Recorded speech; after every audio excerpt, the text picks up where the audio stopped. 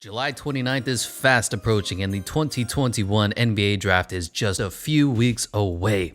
Everybody's excited, most notably the Detroit Pistons, as they have the number one overall pick. Now, I just want to post a disclaimer here. My draft board is a little different than most people's because I've gone through all the tape. I've taken into account everybody else's scouting reports as well as what I've seen on film. Some players are higher, some players are lower. That said, at the number one overall pick, Cade Cunningham is still going to be that guy. Of course, every disclaimer, every mock draft I post is going to be, I would think long and hard if I was a Pistons front office about taking Jalen Green here. Jalen Green has a higher ceiling. Cade Cunningham has the higher floor. What do you prefer better? What do you believe in when you have Killian Hayes as your point guard? He's a former number 7 overall pick. He didn't play that well in his rookie year, but he does have potential. Do you like Killian Hayes, and would you rather take an elite possible scorer, best player in the class potential, or do you want to take the more reliable, bust-proof Cade Cunningham? At this point on my board, I have Cade Cunningham 1, but Jalen Green at 2 is not far behind. So with that said, Cade Cunningham is going to go number 1 to the Pistons. No interesting changes there. Number 2 is still Jalen Green. It's one of those things where take Jalen Green, figure out what you want to do with John Wall and Kevin Porter Jr. later. Just take the best player available. Which leads us to number 3, where always, for me, this is where everything starts to shake up.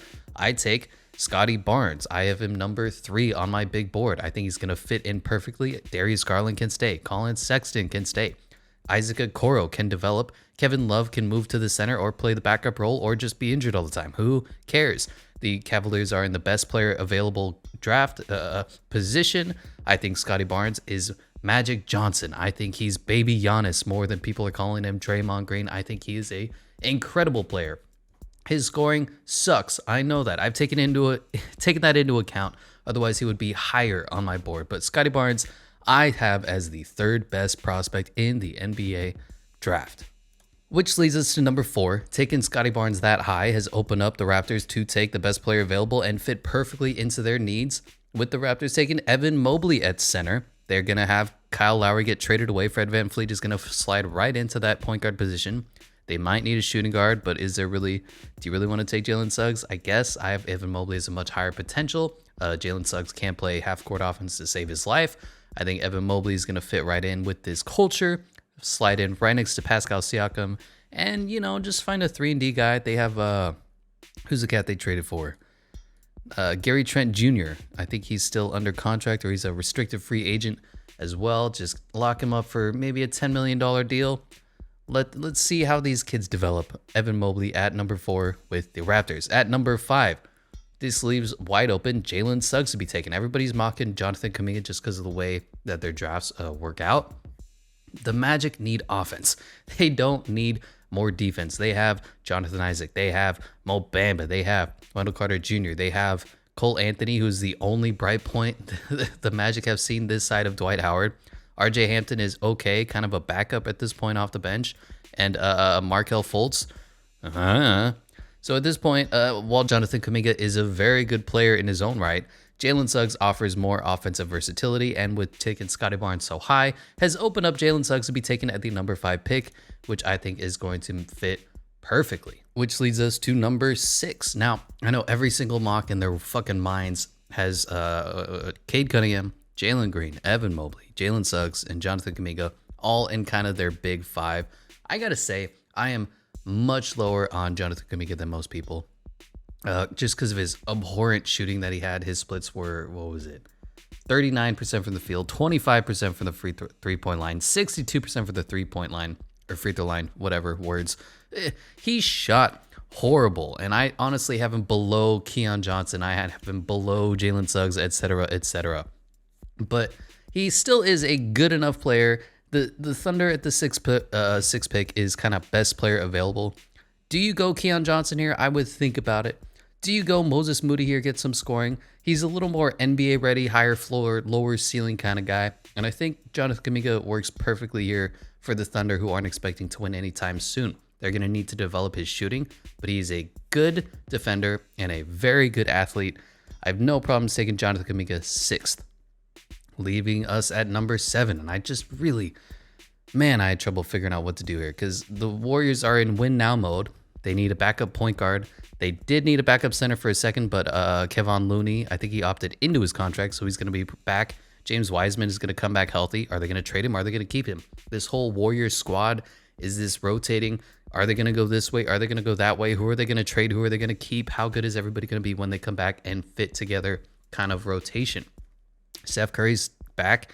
He's playing at an MVP All-NBA level. Klay Thompson, what do we have when he's coming back from those back-to-back catastrophic injuries? Andrew Wiggins, a solid third, fourth option on a playoff team. Draymond Green, some years he's Draymond, some years he's Draymond. Kelly Oubre Jr., is he coming back? He's indicated that he has some signs of wanting to, but his three-pointer was horrible, and he was more of a liability than anything. Jordan Poole, solid off the bench. Damian Lee, solid off the bench. Kent Bazemore, solid off the bench. So at this point, they don't really need more 3D guys. They could use a big man, but most of the big men here are kind of not that good. So I think you just go best NBA-ready backup point guard available. And I know David Mitchell has been falling for a lot of people's boards. He's gone down to 14. I've seen some of them taken at the end of the first round because he's a junior, because he's really a senior. He's like 22 years old. Yeah, he's 22 years old. He doesn't shoot great from the free throw line. He had a standout 3-point year, shooting 44% last year, but for the most part, it's been kind of high 30s, and the free throw percentages aren't great. He's undersized. He's barely 6 foot outside of shoes, or was it with shoes in the combine measuring? I don't know. He's short as all hell, but goddamn, does his defense make you want to play hard? Goddamn, did he not be the alpha leader on the Baylor team that won the championship? And goddamn, isn't he just a good player? You know what? Screw it. I'm taking Davion Mitchell at 7 with the Warriors pick. I think he's just that good of a player. I think the fit is perfect. If he goes at 14, I'm not going to be that mad. Most of these players in this tier are kind of similar skill range. I have no problems taking Davion Mitchell at number 7 or 14 for the Warriors. Which comes in at number 8 with the Magic's second pick. They picked up Jalen Suggs with the 5th, so you're assuming that he's going to play some sort of 3-man rotation guard position with Cole Anthony, with Markelle Fultz, and with Jalen Suggs. So you need kind of a forward, power forward, scoring still because Jonathan Isaac can't score, and Markelle Fultz, whatever you get from him is just a plus. So I'm thinking, maybe Jalen Johnson, maybe Franz Wagner. But you know what? If we just play Moses Moody at the 3, technically, and this is a positionless NBA anyway, he's going to play not off-ball guard, but he's going to play wing, catch the ball, score some threes, do a little ball handling. I think Moses Moody is one of the best players in this draft, and I think it's doing him right by picking him up with the 8th overall pick. Anybody who has him lower than late lottery is an idiot. Which leads us to number 9. Now, I'm thinking to myself, how are the Kings going to fuck everything up? How are they going to draft somebody who's going to do nothing for them? How are they going to trade away their pick for something that's going to do nothing for them? What possibly could they do to ruin their 2021 draft? So I figure, you know what? Let's just take Franz Wagner with this pick. I don't have any logic behind it. The Kings suck. Coming in at number 10, and this is where Moses Moody often goes to the Pelicans, they need a shooting guard bucket getter. So the next best player I have available is James Bouknight. He's a solid scorer. He kind of comes from the Jordan Clarkson. Who's the comp that I have him in? Jordan Clarkson, Derek White, a little too undersized to be a full-time shooting guard, but a little not quite good enough with the basketball to be a point guard. Bouknight's going to be solid scoring off the bench for them. Who knows what they're going to do with Lonzo? We'll figure that out as well as when the time comes. Eric Bledsoe's here. Yikes. Nickeil Alexander-Walker's fine off the bench. Brandon Ingram's going to have the ball in his hands a lot. Zion is going to be Zion. So they really just need more scoring. You can't go wrong if you get another Corey Kispert or Jalen Johnson, Josh Giddey even. But I think scoring is the way that they need to go, and I think James Bouknight is perfect for their roster. Coming in at number 11, and I've had this pick consistent throughout the entirety of the draft, I think Keon Johnson fits perfect for them. He's going to develop alongside Lonzo Ball. Now you could say, oh, they need to get a center. It's severe here. Oh, they need a center so badly. Well, most of the centers of this class aren't very good unless you want to reach for a Kai Jones or an Alperen Sengun. Why don't you just pick up a Dwight Howard, overpay somebody to come into Charlotte to be the center position, just kind of the rim runner, and in the meantime, pick up a generational talent in Keon Johnson. Now, does he have the skill at this point? No, that's why I said develop him alongside LaMelo Ball. You have Terry Rozier, you have Gordon Hayward, a couple of smart scorers. Keon Johnson can just come in, provide some energy, provide some freak athleticism. And if he ever learns how to play basketball, you got a Russell Westbrook on your hands. Put him alongside LaMelo Ball. That is a feisty duo in Charlotte. On to the 12th pick. Again, this has also ended up being a very consistent falling for Josh Giddey. It just makes too much sense to me to have a crazy, intelligent passer, Manu Ginobili-esque kind of player for the Spurs, for Greg Popovich to execute his master plan. Now, I know they have Dejounte Murray, and I know they could use a center. Jakob Poeltl is more of a backup. And at the power forward position, you kind of have Keldon Johnson playing there. I think you could talk about going Kai Jones or Sengun, but I just think that Josh Giddey makes too much sense in San Antonio. Going to the 13th pick, and I think this has fallen far enough for Mr. Red Flags himself, Jalen Johnson. Now he has all those off-the-court issues. Nobody really knows. What are you going to get? He played like 2.5 games in Duke before opting out for the entirety of the season. He wasn't all that great. Of course, he played 2.5 games. What are you really expecting from this freshman? And the Pacers are in a weird spot. They're in this kind of purgatory of good-ish. You need to win the lottery to get any better. They have a whole bunch of good-ish players. Malcolm Brogdon is good-ish. Karis LeVert is good-ish. TJ Warren. Domantas Sabonis is the only one who's a possible all-star, all-NBA player. And then Miles Turner, does he even play? Who knows? Is he a backup? Is he hurt again? Are they going to trade him away? Don't really know what to do with this Pacers team other than try and elevate their ceiling. And I think they're going to have to take a risk. I think Jalen Johnson is perfect for them, kind of a ball handling point forward. Is he good? Is he not? We don't know yet, but he's got a really high ceiling. He seems like a good player when he plays. If he wants to play, bring him to Indiana, see what you can do to raise that ceiling, see what you can do to get further in the playoffs. Then, did they lose the opt-in games? I forget. And coming in at pick 14 with the Warriors' second pick, it's kind of that spot where you don't really know what they need. As I went over my spiel before, they need NBA ready players, or they're going to do some crazy trade with James Wiseman. What are the Warriors going to do? I don't know. So I figured just take the best freak athlete available right now. And I thought about giving them Zaire Williams, but they don't need another shooting guard on their team. They have so many already that are kind of NBA quality 3 and D-ish, more 3 than D, but quality players off the bench. So I figured we'll give them the power forward out of Texas, Kai Jones, kind of an unknown. What is he going to do? He's got an okay 3. What did he shoot here? 38%, 39% his freshman year. He's got a horrible free throw at just under 70%. But he's a freak athlete. He can jump high. He's got great energy. He's still learning how to play basketball. He's been playing for all of, I think, 5 or 6 years since he came over from the Bahamas. So what are you going to get in Kai Jones? I don't know. Take the high ceiling pick with this almost luxury pick that they have at the 14th overall and see what they can do. Again, the disclaimer is that the Warriors are going to be trading probably something. They're going to make some sort of deal for some player that's going to help boost their chances to win next year greatly. So all this is taken with a grain of salt, but the Warriors are they're sitting on a wealth of riches. You can only play 5 players on the court at the same time, and the Warriors have 8, 9, 10 possible starting players on their roster, plus 2 more draft picks coming in. You need to consolidate your talents into a few specific players, and we'll see what the Warriors do. But in the meantime, I say take a crazy athlete, see what you can do with the Warriors development team, see what you can make him into. Going on to the Wizards, 15th overall, kind of in that Pacers spot. They got Russell Westbrook, one of the first ballot Hall of Famer, but is he really going to elevate the team? I don't know. They have Bradley Beal, stud. They have Denny Avdija, which they need to see what he's going to turn into coming back off that foot injury. They have Rui Hachimura, very good player. They have Daniel Gafford at center, so they kind of have a whole starting lineup ready, but they don't really have a high ceiling. Their ceiling almost feels like what it was this year. First round exit against a top seed. So why not throw a dart? I'm not very high on this player. My motto is don't draft players without positions, but this guy's a question mark. You don't really know what he's going to offer you, and that is Alperen Sengun out of Turkey. He's a post player. He's kind of Nikola Jokic-esque, but he's much shorter at 6'9" with shoes on.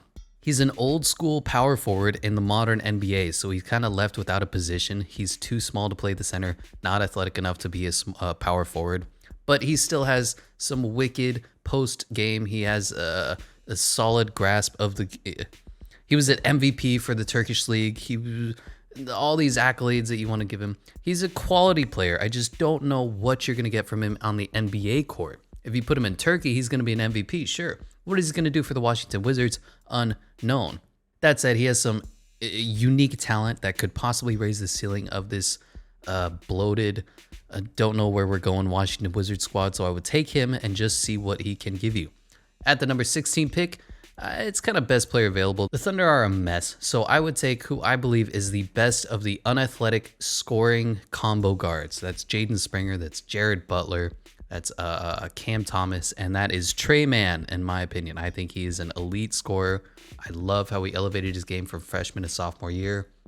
I love what he did for the Florida Gators once he became the sole option after Keontae Johnson went down. He's a great scorer. He has decent pick and roll potential. He's not bad on defense, but he really didn't give a shit, which is kind of hard to project when you go into the next level. But I think he's a very NBA ready player. I love his game. The fact that he's going at the late end of the first round is abhorrent to me. He is a great player.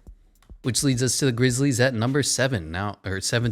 So what do you want to do here? Point guard, Ja Morant. Shooting guard, you have some bench players in Desmond Bane and the kid from Duke. What was his fucking name? Damn it, what's the white guy? Grayson Allen, that's his name. Small forward, you have Dylan Brooks, who has turned into a star. You have Kyle Anderson. Power forward, you have Jaren Jackson Jr. Center, you have Jonas Valanciunas and Xavier Tillman. So, kind of, what do you want to do? You probably need some 3-and-D shooting on this team. I figured, why not give him the best 3-and-D prospect out of the draft, and that is Trey Murphy III out of Virginia. 6'8" shooting guard. He's a perfect player to fit into the system. Come off the bench, start for them, play some 3, play some D, giving them exactly what they need. He doesn't need the ball in his hands. He's not going to take away from the Ja Morant experience. He's going to be a great player.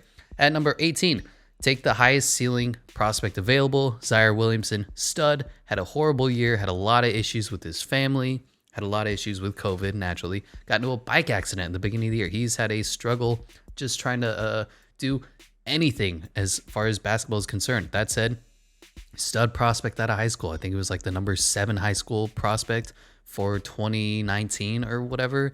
He went to Stanford. He was the only player who knew how to play basketball in Stanford. So everybody was just double, triple teaming him. He didn't take great shots, so he had horrible shooting percentages. It was like, 29% from 3, but he shot 80% from the free throw line. His stroke looks true. He's a nice mid-range game. I love Zaire's game, and I think he's the best prospect at the 18th pick. Take him. Don't look back. And at number 19 and 21, everybody's speculating that the New York Knicks are going to be trading away this pick to get something else, and I have no problems with that. I don't blame them, but at this point in time, they still have both of their picks. So what do you want to do with this? You need basically 2 things on the Knicks. You need a point guard. Derrick Rose is like 40 years old. He's not going to be able to carry your team in the playoffs, as you saw as evidenced against the Hawks. You need a wide-bodied center. Somebody's just going to block absolutely anything that comes into the paint. And you need some 3-and-D guys, but you can find those anywhere. You can find them in the second round. You can find them in free agency. Are you really going to take Corey Kispert when you don't have a ball handler? So I think you should take the best point guard available. At this point, I think you should take Sharif Cooper. He's a little undersized. He's probably 5'11". He's got the Kyler Murray height to him, but he is without a doubt the best passer in the game. Now, are you going to mold the game to Sharif Cooper? I don't know yet. I think he's going to have to come off the bench because of his horrible 3-point shooting. You're going to need to send him to a New York shot doctor, completely rework his fucking form because he shoots like with his head 3 feet back. I don't know what he's trying to do. He's a terrible shooter. So at this point, he's going to have to come off the bench, but hopefully after some development, Sharif Cooper is going to turn into a solid point guard for them in the likes of Trae Young, which, speaking of Trae Young, is the 20th pick in the draft. Now, I think they need a backup point guard as well. You saw when Trae Young got hurt that they had no ball handling off the bench. They have a bunch of shooting. They have a bunch of 3-and-D. They have a bunch of Clint Capella, Onyeka Okongwu, but they need somebody to dribble the ball up the court for them. Out of the point guard, shooting guard prospects, Jared Butler, Bones Highland, Miles McBride, Jaden Springer, Cam Thomas, Chris Doherty, etc. I think the best kind of facilitator that's left is Jaden Springer. I think he falls naturally into the Hawks system. Now, he's not a great facilitator yet, but you just don't need more 3-and-D guys. I have Cam Thomas actually rated higher on my board because of his scoring capabilities, but I think Jared Springer is, of course, he's younger. and he's a little bit better of a passer, plays a little more defense, actually gives a shit about defense, unlike Cam Thomas does. So I would take him, see if he can't provide you your bench some solid punch that was missing in the playoffs once Trae Young went down.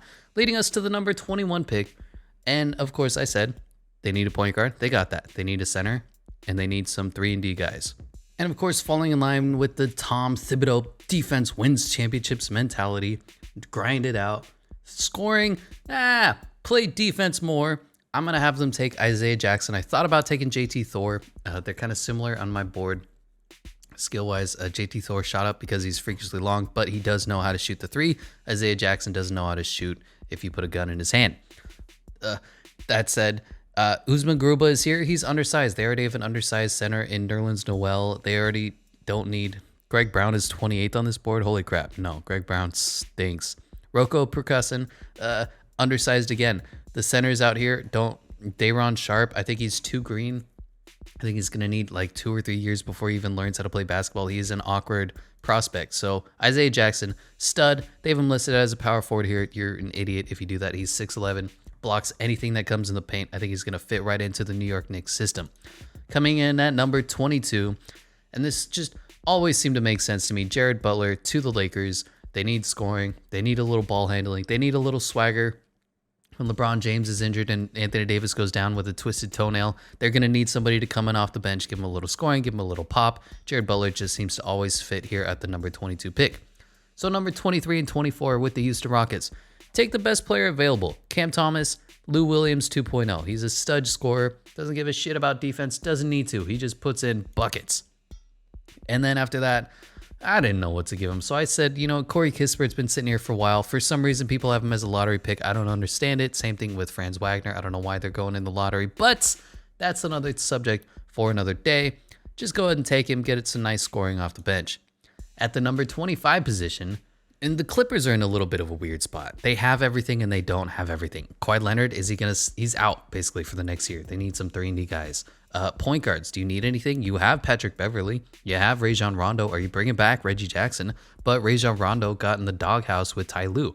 Will 1 year of offseason bring him back? Is he going to play good? Is he going to realize that he shouldn't be taking three-pointers like he's fucking Michael Redd? I don't know. But...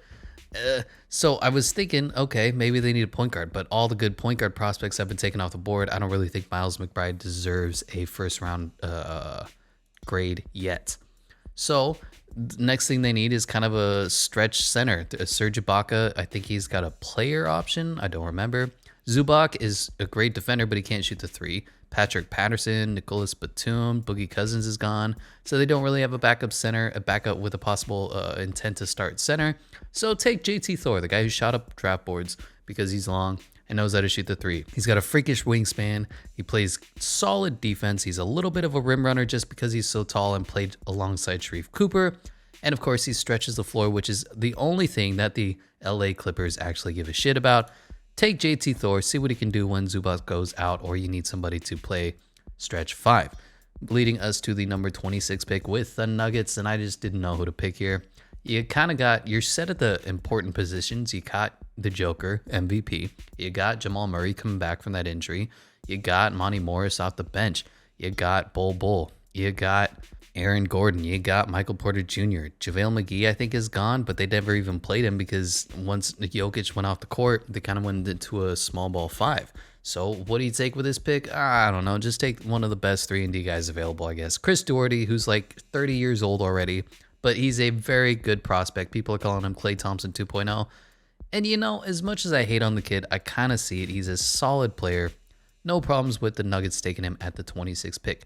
Leading us to the 27th. Kind of hard to say. They have everything they need, so this is just a luxury pick. You could say, they need backup point guard. No, Spencer Dinwiddie's come back. They need 3-and-D guys. Sure, maybe. Do they need big guys? I don't know.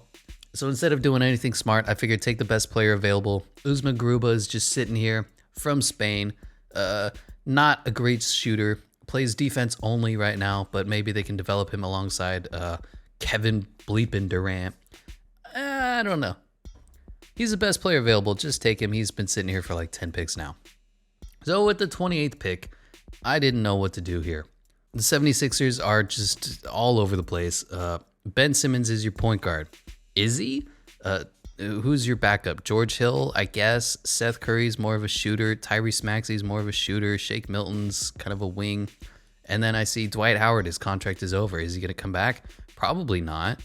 Joel Embiid gets hurt every moment of the day. Where do you want to go with this pick? So I figured, you know what? Whatever. Just take another Tyrese Maxey. Take Bones Highland out of VCU. He's a stud scorer, a deep shooter.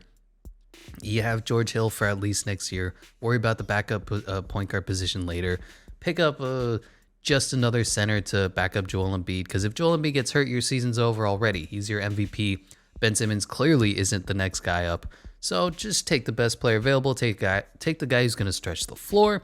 Bones Highland is a fun player. And he can shoot from the park. So what do you want from me?